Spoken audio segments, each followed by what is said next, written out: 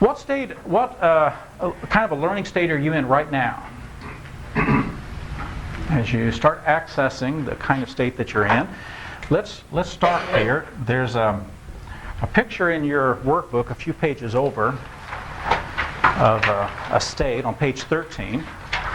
Let's just start with a state. A state is a state of mind and a state of body. In NLP, we like to say that these are two royal roads to state. So to get into a state, there's a state of mind and a state of body.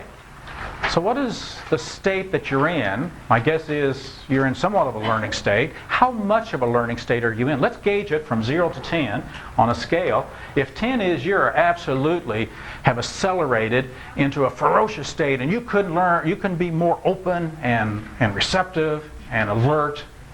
You just couldn't be more. You're there. And 0 is no way in hell could you learn anything. Where are you on the scale? So gauge yourself a number. Are you 5? How many 5s or 6s around the middles? How many 7s? Anybody reel up? 7, 8, 9? Some people are already there, just ready to go. Who's under 5? Nobody's under 5? I like gauging states. Yeah. Just an interesting thought. Probably the people that know you and have read your work and have heard you speak before are probably up around 8, 9, or 10. And the people that are sort of sitting back and judging you now are sort of 4 or 5 or 6. So we first start by gauging, and gauging enables us to kind of register how much of what do you need to do. What have you learned about your own learning style to turn that up? Now we get to our own specific processes and strategies. I'm going to sit up straight. Sit up straighter. So we may need to start coaching our body. If you were to put your body right now, your physique, your posture, your breathing, your eyes, if you were to take all of your physiology and put it in the most resourceful learning state possible, move it around to where you're at your best in terms of learning.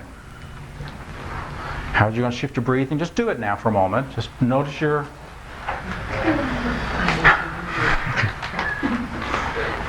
Because we all have different styles.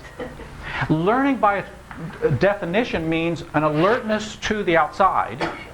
It may be a book, it may be a person, it may be an environment, it may be an activity, but seeing, hearing, feeling, smelling on the outside. So somewhat of an uptime state when senses are alert.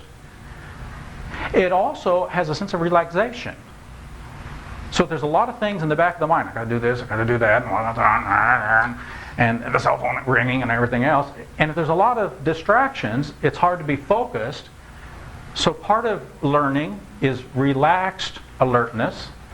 So you may need to relax. You may need to shake out tension, stresses. You may need to make some mental adjustments. I'll get to that later.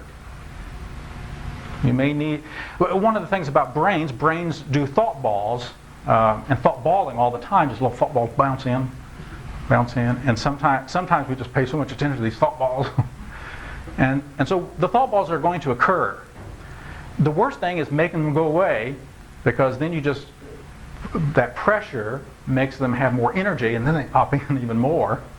So if you just welcome them in the stream of consciousness,